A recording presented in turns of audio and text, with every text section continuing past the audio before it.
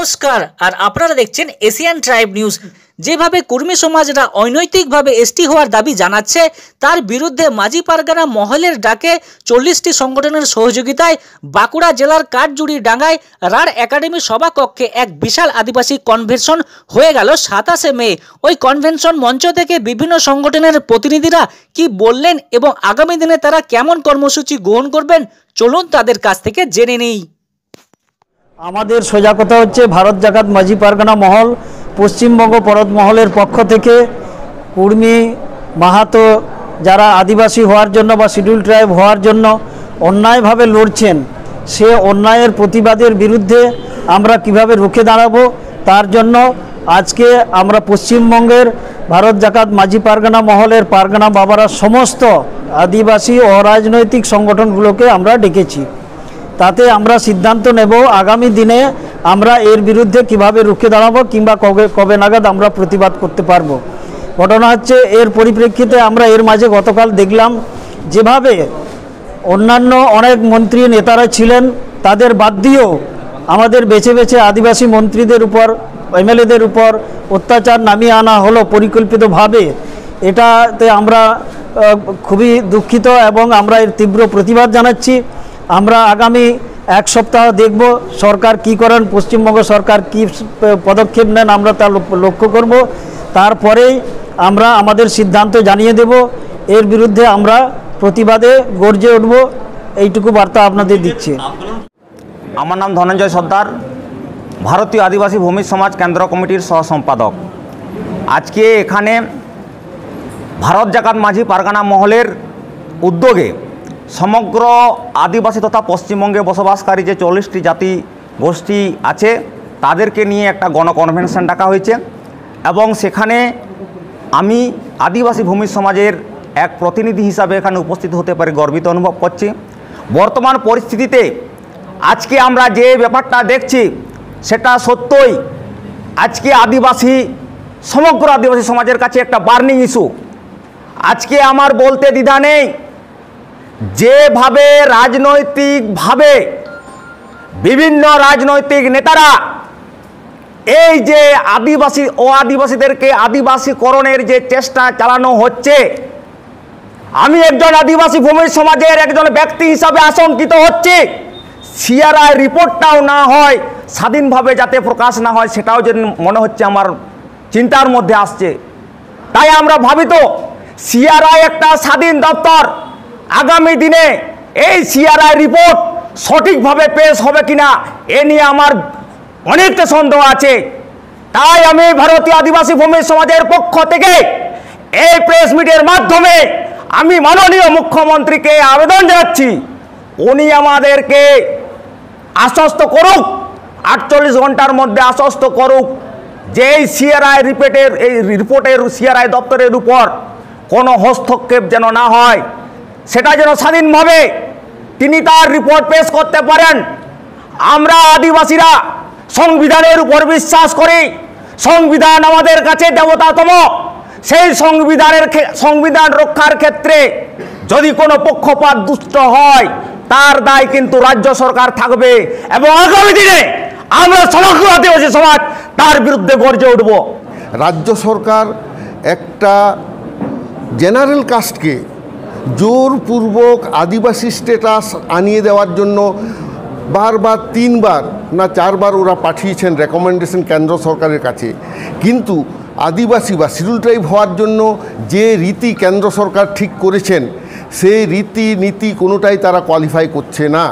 ফলে registrar general and census commissioner of India rejected this request of Government of West Bengal. So, Government of India is reluctant to give the status of scheduled tribes to Kurmi community. However, the Government of West Bengal repeatedly sending this proposal. এবং এটার কারণে আজকে আমরা মনে করছি কুর্মী সম্প্রদায় উৎসাহিত হয়েছেন এবং ওনারা মনে করছেন সাঁওতালরা যেন তাদের এসটি স্ট্যাটাসটাকে আটকে দিচ্ছে।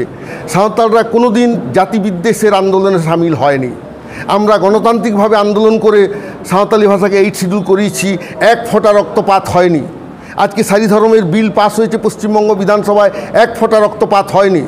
বাট হাউ ফানি যে আজকে তথাকথিত কর্মী ভাইয়েরা সাঁওতাল মন্ত্রী এমএলএদের উপর আক্রমণ হানালেন, এবং এটা আমরা মনে করছি বেছে বেছে আদিবাসী তথা সাঁওতালদের উপর আক্রমণটা this comes under purview of SC/ST act আছে আমাদের, প্রিভেনশন অফ অ্যাট্রোসিটি অ্যাক্ট, সেই অনুযায়ী এইটা মামলা হওয়া উচিত। নমস্কার সমস্ত মিডিয়া বন্ধু, মূলত আজকে যে এখানে আমরা সমবেত হয়েছি, পশ্চিমবঙ্গের বিভিন্ন আদিবাসী সংগঠন আমাদের উদ্যোক্তা নিয়েছেন ভারত জাগাত মাঝি পারগানা মহল।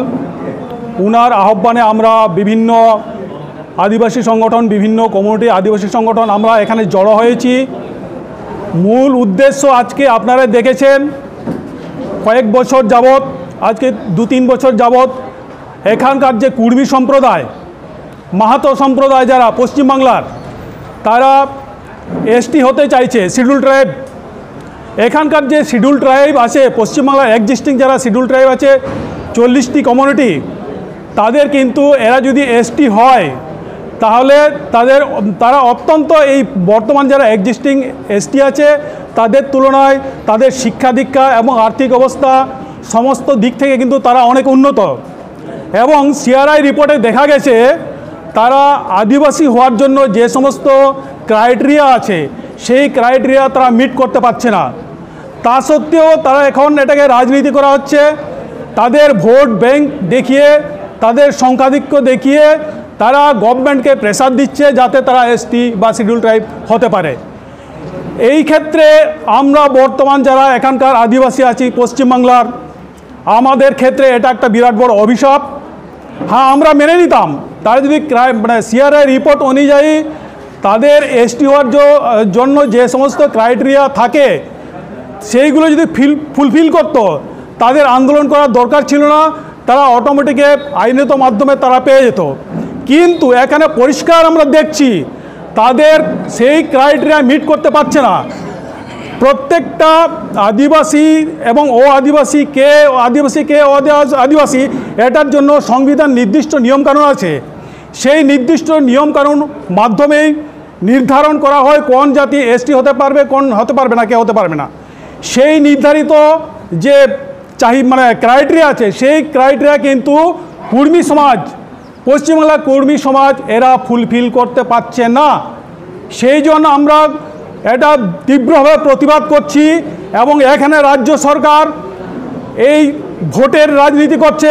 এখানে কুর্মীদের যে ভোট, সেই ভোটটাকে ক্যাপচার করার জন্য, ধরে রাখার জন্য তাদেরকে বাই ফোর্স তাদেরকে ST করার জন্য এখানে ষড়যন্ত্র করছে বা পরিকল্পনা করছে।